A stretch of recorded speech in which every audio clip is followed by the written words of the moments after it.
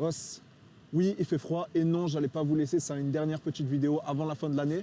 Aujourd'hui, on va pas dans une, pas deux, pas trois, mais 4 préfectures du Japon en 5 jours. On commence avec la ville d'Okayama, qui est la capitale de la préfecture du même nom, Okayama, et qui est la ville la plus importante de Chugoku, qui est la partie centre du Japon. Les activités que l'on peut faire dans la ville d'Okayama, c'est par exemple aller visiter son château ou encore aller visiter un jardin japonais, le Korakuen, qui est un des plus beaux jardins du Japon. Bonjour tout le monde, là il est 6h20, le réveil il était un peu compliqué. Et là on va à la gare direction Okayama.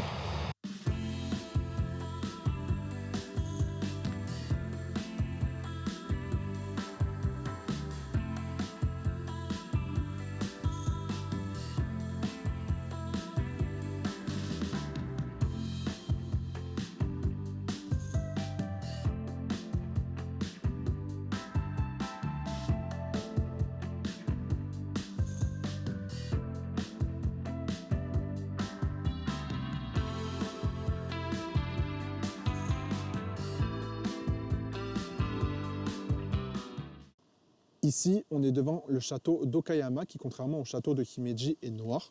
Et le fait qu'il soit noir, cela lui vaut le surnom de Ujo, qui veut dire château du corbeau.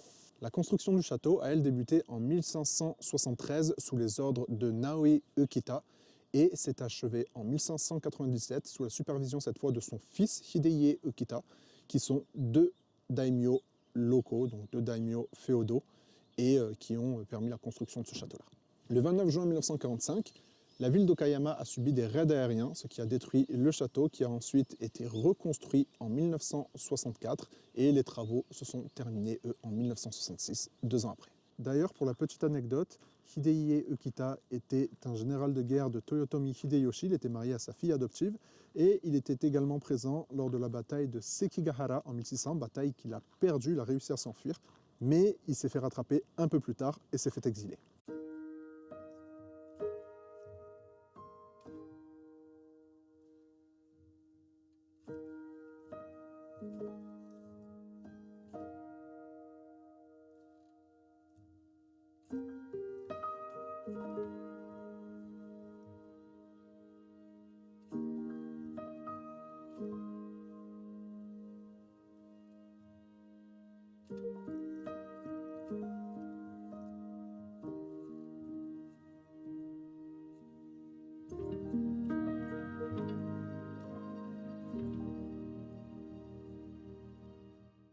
On est maintenant au Korakuen, considéré comme l'un des 3 plus beaux jardins japonais. C'est un jardin qui a été construit sur le fleuve Asahi, qui passe au milieu de la ville.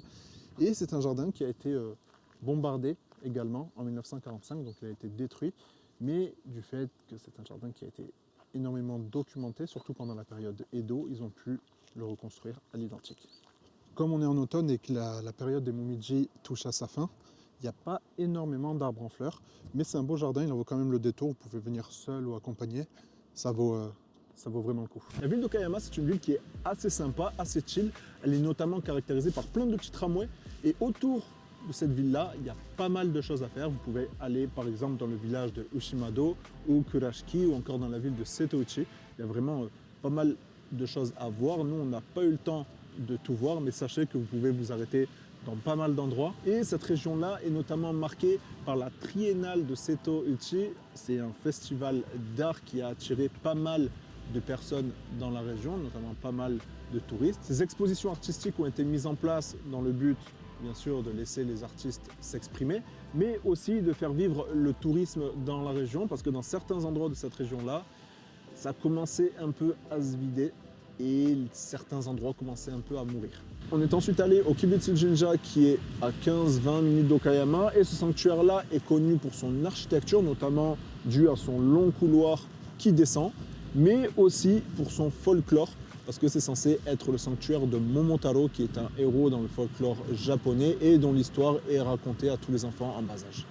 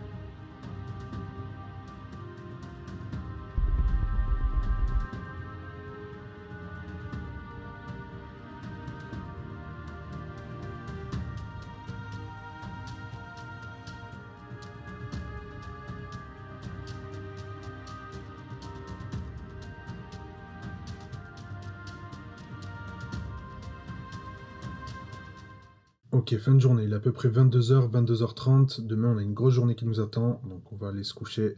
Je vous dis à demain, bonne nuit, oyasumi. Le vendredi, direction Ushimado, qui est un village en bord de mer, un village portuaire qui se situe donc dans la mer intérieure de Seto. Et ce village-là, il est vraiment, comment dire, authentique. C'est vraiment un village à l'ancienne, un village traditionnel. C'est parsemé de plein de petites îles, donc c'est vraiment sympa si vous voulez l'été, c'est accessible facilement pour vous y promener ou vous y baigner, etc.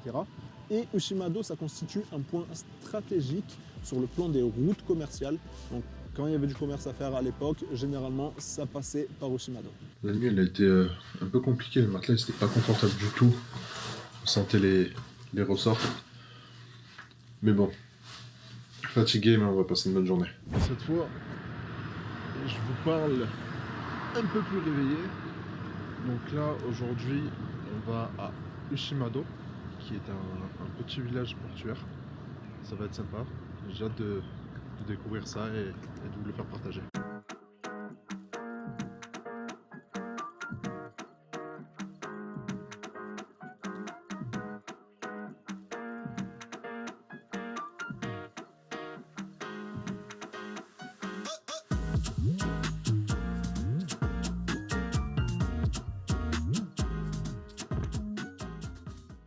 On va à Ushimado Jinja, qui est un sanctuaire Shinto dans les hauteurs du village, dans les collines.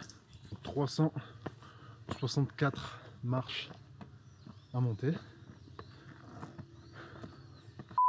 Les estimations concernant la construction du temple se situent entre 1012 et 1016 après Jésus-Christ. Les trésors et les archives du sanctuaire auraient été pillés en 1555 par des pirates de la mer intérieure de Seto, donc la mer qui est juste derrière moi. Et quand on parle de pirates, ce ne sont pas des pirates comme on peut se les imaginer, mais ce sont généralement des guerriers qui appartiennent à des clans, comme le clan Murakami par exemple, qui était un clan célèbre et puissant à l'époque. Et le sanctuaire, lui, sera reconstruit ensuite pendant la période Edo.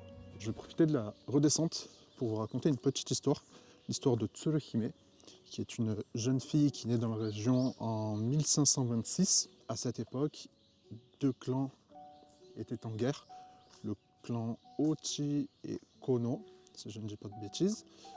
Et ces clans-là donc se font la guerre. Ses deux frères meurent pendant cette guerre. Son père, lui, décède un peu plus tard de maladie. Et alors qu'elle n'a que 15 ans, en 1541, le clan Ochi essaye d'envahir son île. Elle repousse alors l'attaque à son âge. Un peu plus tard, elle repousse une deuxième attaque. Et 2 ans après, lorsqu'elle est âgée de 17 ans, pareil, ce même clan, le clan Ochi, va essayer d'envahir l'île encore une fois. Lors de cette bataille, elle va perdre son fiancé. Elle lance toutes ses forces dans cette dernière bataille. Elle réussit à repousser les ennemis.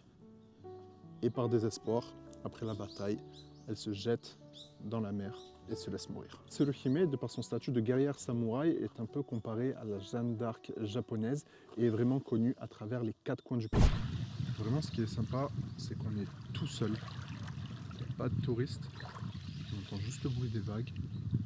On a la plage juste là-bas. Des rochers de ce côté. Donc on peut faire une balade aussi sur les rochers. Pas tomber par contre. Si on se prend la marée haute, ça repart à la nage. Comme c'est l'hiver, il y a beaucoup moins de personnes qui viennent. On dirait presque un village fantôme. Mais il y a pas mal de choses à faire à Ushimado et autour de Ushimado. Et d'ailleurs, ce village est notamment connu pour ses olives. Il y a également des champs d'oliviers, à peu près 2000 oliviers, que vous pouvez aller visiter. Donc si jamais vous êtes de passage dans le coin, ça reste quand même quelque chose de sympa à faire. Après la visite d'Ushimado, on quitte la préfecture d'Okayama, que j'ai vraiment beaucoup appréciée, et on part cette fois dans la ville de Takamatsu, qui est la capitale de la préfecture de Kagawa. Et cette ville-là, pareil, elle est parsemée d'îles que l'on va visiter cette fois. Ok les amis, alors là, on est sur un ferry, on va aller sur Okijima, qui est l'une des îles de la mer intérieure de Seto. Donc je vais vous faire visiter un peu tout ça, et on va voir ultérieurement si on ne pourra pas aller sur d'autres îles.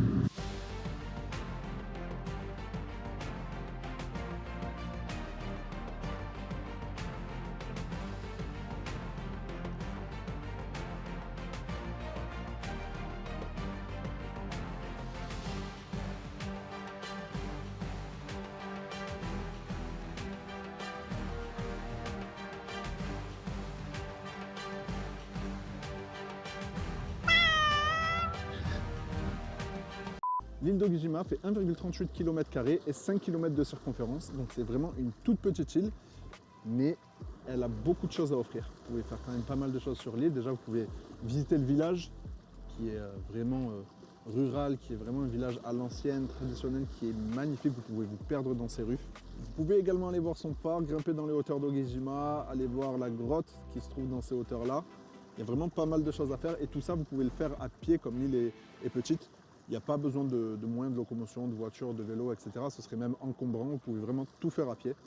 Et c'est une île qui est vraiment sympa. Après, le seul point faible, du moins autour de l'île, c'est qu'il y a beaucoup de bateaux qui passent. Souvent des bateaux qui transportent des marchandises, mais autrement, l'île est vraiment incroyable. L'île, comme elle est quasiment inhabitée, vraiment, on dirait qu'elle est déserte à certains endroits. C'est une île fantôme. C'est vraiment incroyable. Il y a une ambiance assez mystique. Actuellement, on est sur la partie nord de l'île d'Ogijima. Juste derrière moi, vous avez un phare. Ce phare-là, il est ici depuis 1895 et sa particularité, c'est que c'est l'un des seuls phares en granit du Japon. Sur la partie nord de l'île, les baignades sont interdites parce que je ne sais pas si vous le voyez, mais les courants, ils sont quand même assez forts et du coup, ça rend la baignade dangereuse. C'est dommage parce que l'île, elle est incroyable, elle est magnifique, il n'y a personne, mais c'est pas possible de s'y baigner. Juste à côté de l'île d'Ogijima, il y a une autre île qui s'appelle Ooshima.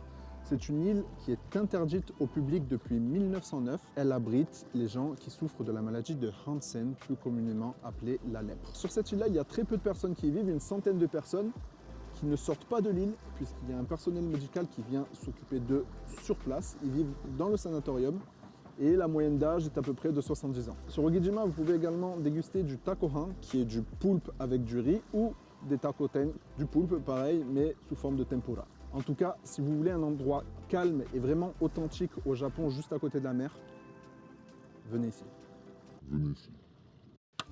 Ok les amis, petite pause pour vous présenter mon partenaire commercial pour cette vidéo.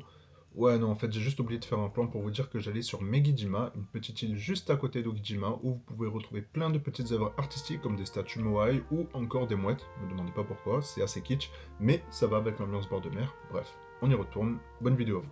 Une autre œuvre que l'on peut retrouver sur Megijima, c'est ce bateau qui a aussi l'allure d'un piano. Donc on peut s'asseoir, malheureusement, on ne peut pas en jouer parce que c'est un faux piano, mais c'est quand même sympa à voir. Je me prends un peu pour David Jones dans Pirates des Caraïbes.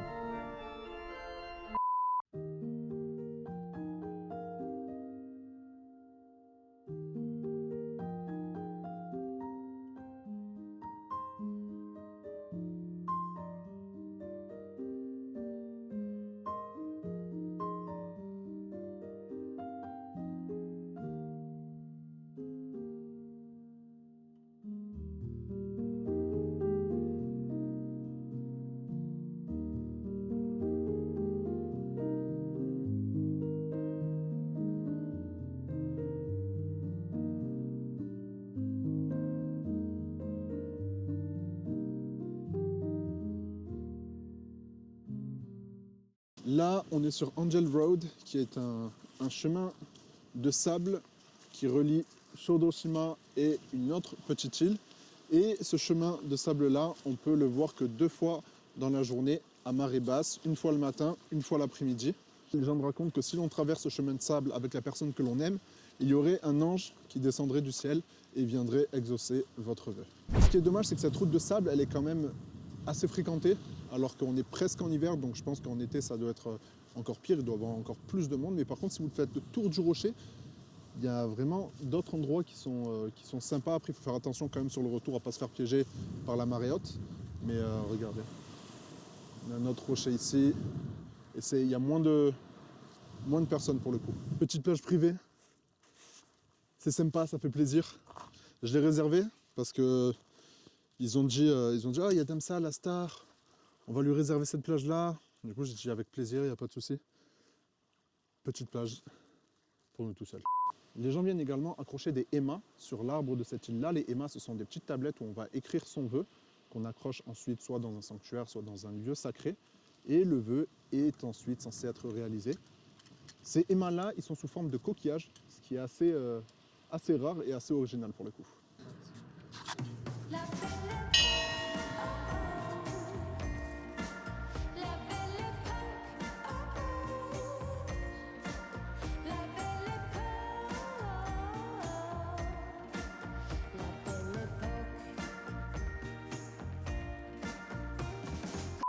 Lors de notre séjour à Takamatsu, on s'est concentré sur 3 îles, Ogijima, Megijima et Shodoshima. 3 îles qui sont plutôt sympas, même si pour moi, mon coup de cœur, ça a été Ogijima. Par contre, c'est vrai que si vous allez à Shodoshima, il y a beaucoup de plages touristiques. Vous avez par exemple aussi des lieux comme Angel Road. Un lieu en particulier que j'aurais bien aimé voir, c'est plus précisément un arbre, c'est un olivier millénaire. Mais malheureusement, pour voir l'olivier, il fallait payer 3000 yens, 4000 yens, avec bien sûr des activités à côté.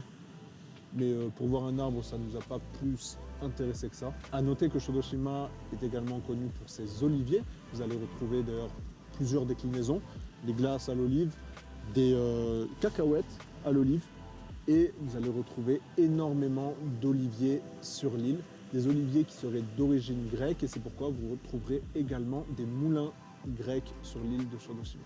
La ville de Takamatsu en elle-même, on ne s'y est pas vraiment attardé. Par contre, il y a 2 choses que je vous recommande. C'est le Ritsurin Koen, qui est un jardin japonais, et le New Happy Spice, qui est un restaurant indien. Vraiment, on s'est régalé, c'était excellent. En plus, le personnel est vraiment sympa. Donc, si jamais vous avez l'occasion de vous y arrêter en passant par Takamatsu, n'hésitez pas, foncez. On dit maintenant au revoir à Takamatsu pour aller dans la ville de Tokushima, dont la préfecture porte le même nom. Et d'ailleurs, ces 2 villes, Takamatsu et Tokushima, je ne l'ai pas précisé, mais ça fait partie de l'île de Shikoku, qui est une des 4 îles principales du Japon. Cette ville-là est notamment connue pour le Awa Odori, qui est un festival qui se déroule en août, un festival où les Japonais se rassemblent et dansent tous ensemble, d'où son nom, Odori, qui veut dire danse. Awa, d'ailleurs, ça vient du fait qu'avant que Tokushima ne prenne le nom de Tokushima, la province s'appelait la province d'Awa, donc Awa Odori, d'où son nom. La ville de Tokushima est officiellement reconnue comme une ville en 1889, comme beaucoup de villes au Japon durant l'ère Meiji.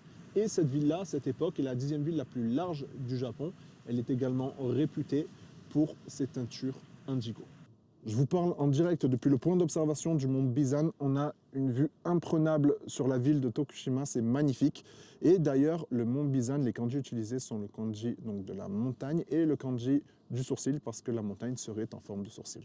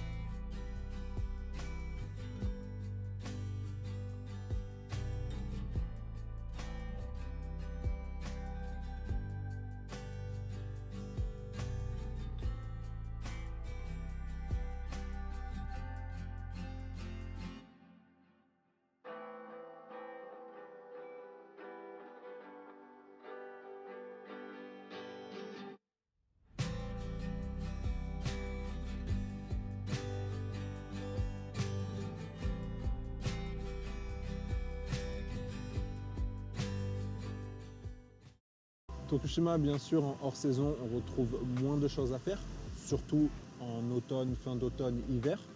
Mais il y a quand même 2-3 endroits pas mal où s'arrêter, comme le mont Bizan par exemple.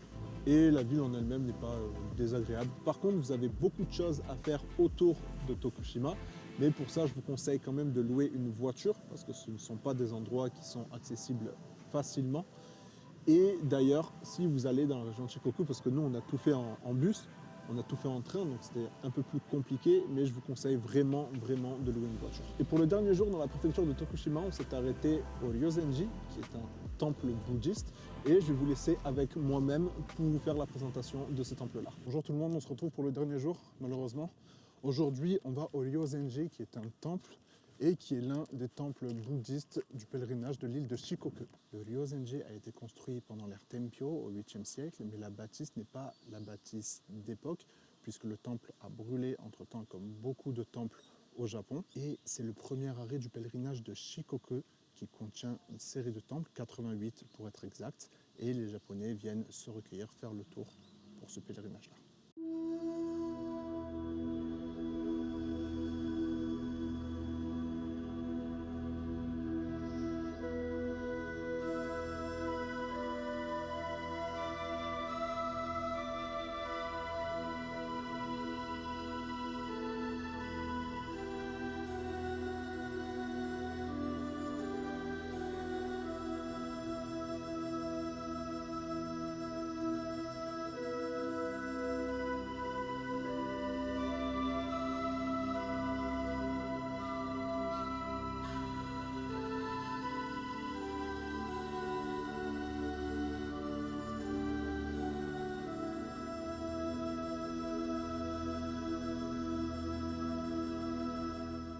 Ce séjour prend fin sur l'île d'Awaji qui appartient à la préfecture de Hyogo. On est sur cette belle plage de Kei no Matsubara. Bon là je ne vous conseille pas de vous y baigner, il fait quand même un peu froid. Mais l'été, ça doit être vraiment pas mal. Je pense que je referai sûrement peut-être dans le futur d'autres vidéos, notamment sur Shikoku, mais cette fois je louerai une voiture. Mais en tout cas, je regrette pas du tout ce voyage. C'était vraiment magnifique, on a vu des lieux vraiment sympas. On est tombé sur des personnes également qui étaient très gentilles. Et c'est vraiment à refaire. Messieurs, dames, je vous remercie encore une fois d'avoir regardé la vidéo jusqu'au bout. Je vous laisse liker, partager, commenter la vidéo, vous abonner à la chaîne et vous abonner également à mon compte Instagram. Je vous souhaite également de passer une bonne fin d'année avec vos amis, vos proches, votre famille. Et nous, on se dit à la prochaine et à l'année prochaine. Matane.